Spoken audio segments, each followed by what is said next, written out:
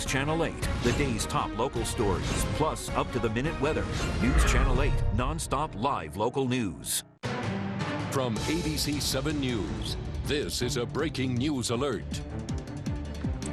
And that breaking news happening right now in Prince George's County. Police are on the scene of an accident, a car into a building. It slammed into Bill's Wine and Liquor Store on Annapolis Road in Lanham. Maryland Bureau Chief Brad Bell is live there with the breaking details. Brad, what can you tell us? Yeah, well, this is one of those TV news stories where you've just got to see the pictures. Take a look behind me back here. You can see this Lincoln is slammed deep into Bill's Wine and Liquors. The driver is here. She doesn't want to appear on camera, but essentially what she's told authorities is that she pulled out of another nearby store, went to turn, and the car just accelerated. She believes her foot was on the brake, but authorities believe it was most likely, as is often the case in accidents like this, that her foot was on the gas pedal. Now, the very good news about this is that the driver of that car is fine. She showed me just a little scratch on her arm. She is uninjured. She was never trapped, and the employees of the liquor store are also okay.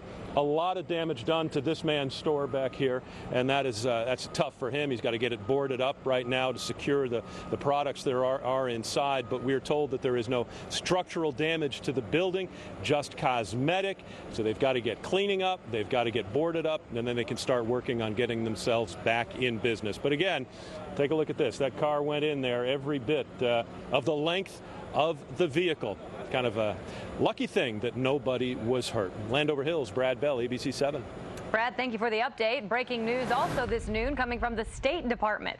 We have learned in just a few weeks, a U.S. embassy is set to reopen in Cuba, and a Cuban embassy is set to reopen in the district. President Obama made the announcement this morning, and it is the biggest step yet to restore ties after more than 50 years of icy relations. The White House, though, still expects some bumps in the road. We will also continue to have some very serious differences.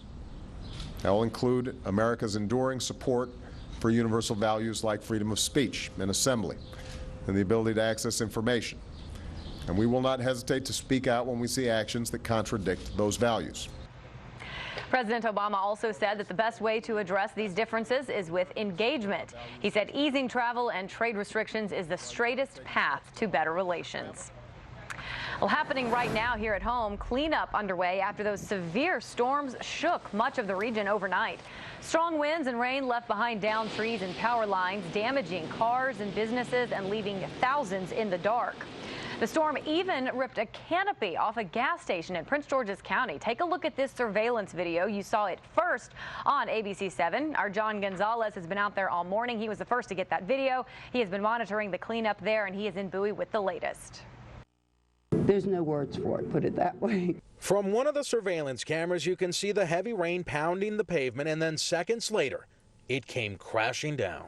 Oh, I thought it was terrible. It kept me awake. Normally it doesn't. I can sleep through it, but this one kept me up. The massive shell that protects customers at this Bowie Shell gas station from bad weather was no match for the unforgiving weather the area got overnight. Naturally, you're going to turn the off switch, but there's no fuel leak or anything, and there's no...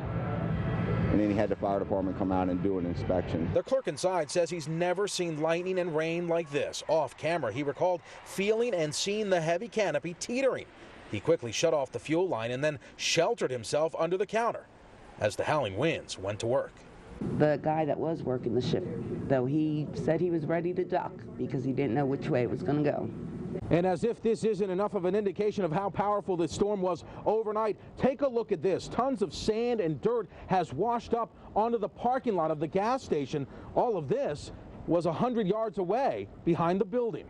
I'm told the canopy was installed in the early 80s. Well, it was 1:30 in the morning, and fortunately no one was pumping gas at the time. With so much fuel and propane tanks nearby, this could have been much worse. The canopy's old. This afternoon, the service center is partially open, but hard for mechanics to get any work done. Glad I wasn't working that shift. In Bowie, John Gonzalez, ABC 7 News. In the meantime, it was a close call in the district. The storm brought down a tree on Taylor Street and 20th Street in Northeast. As you can see, it just barely missed a house. And to Southeast D.C., it's a mess there, too. The downed trees destroyed several cars, and Sam Sweeney takes a look at the damage and talks with residents who heard it all happen. Good afternoon. It was a messy Wednesday commute for a lot of people around the district. We are on 2nd Street Southeast, about a block from the U.S. Capitol, and you can see the branches that litter this street. Now, all of the branches that you're looking at, they fell on top of 2 cars. This silver Prius here was dented in the front and on the back passenger side, but it was this black Jetta that took most of the damage. You can see the windshield is shattered, the trunk is dented, and it all happened because of this tree with this orange dot. The city put that orange dot on there because they were going to chop it down. They just didn't get to it fast enough. Now, we spoke to neighbors here who say they heard that lightning strike last night. It was just a really loud crash. You didn't hear the tree fall, but you heard the lightning hit the tree and you heard it snap. And that was it. But there was a lot of rain, and you couldn't even see that it happened because there was so much rain, so. This tree trimming crew has been here since about 6:30 this morning. They tell me they have 30 other crews stretched across the district cleaning up from this storm, and they say they expect to be busy until tonight. Reporting in Southeast D.C., I'm Sam Sweeney, ABC 7 News.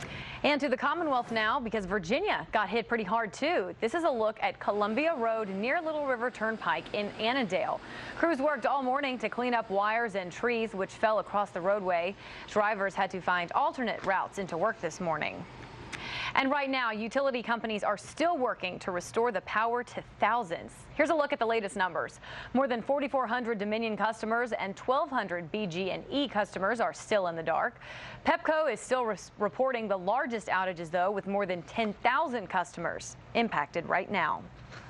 And the storms shuffled things up on the National Mall overnight. The winds and the rain tipped over porta potties, and Park Police had the job of putting them back up right. The winds even knocked down one of the big tents set up for this weekend's 4th of July celebration. To the good news now, though, much calmer conditions in store for you today. Chief Meteorologist Doug Hill is here with a look at our first forecast with hopefully no storms anywhere in sight. Doug? Not at the moment, they're not in sight, Autry, but a little bit later this afternoon, there could be an isolated shower at 5 o'clock or so. But as we get through the next several days, we are going to have showers and thunderstorm chances right back in the forecast. Let's start with a look, a live picture, beautiful view from Alexandria right now, 81 degrees and gorgeous conditions through most of the afternoon with a little bit of haze in the sky, otherwise bright sunshine, temperature 81 already in Manassas and at Reagan National Airport in Frederick, 83 in Fredericksburg. And as we get through the afternoon, we'll climb to about 87 degrees. Just a slight chance again of an isolated shower, rumble of thunder later this afternoon when the cold front comes through. Problem is this cold front, once it passes through, it's not going to go very far. And as a result, it's going to be a thorn in our side for the next several days, giving us chances of showers and thunderstorms as we get into the holiday weekend. And we do have indeed the very latest update on the holiday weekend weather for the 4th, fireworks weather, and a lot more. I'm going to see you out there in a few minutes, Autria. All right, Doug, see you then. And ABC 7 has you covered when severe weather hits. Sign up for severe weather text alerts. Just go to WJLA.com. Well, most of the damage cleared from the roads this morning, so Jamie Sullivan has hopefully a much better check on our traffic situation now.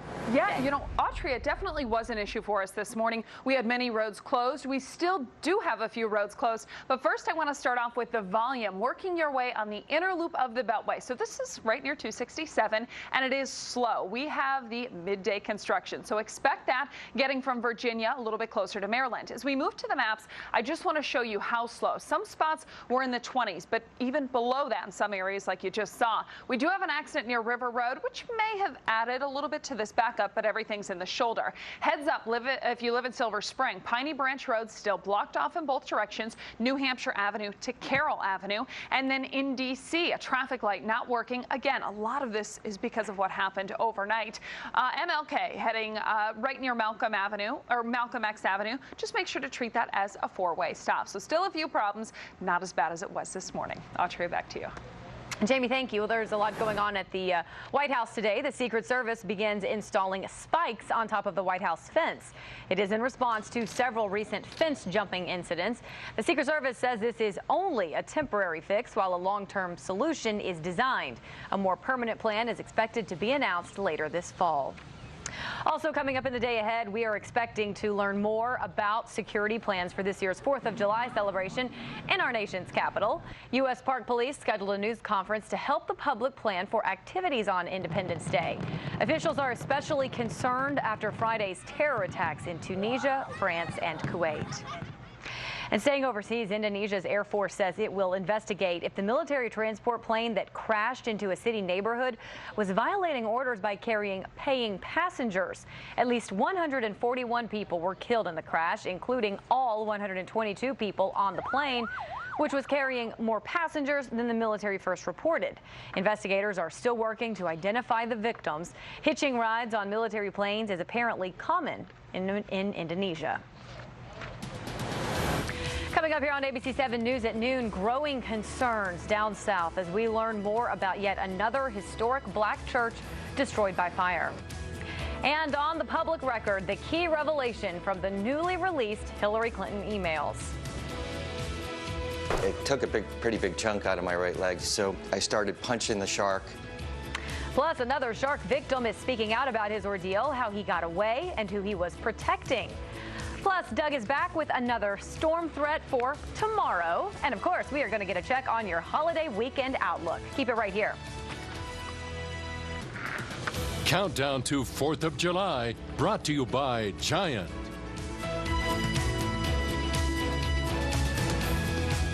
CPAP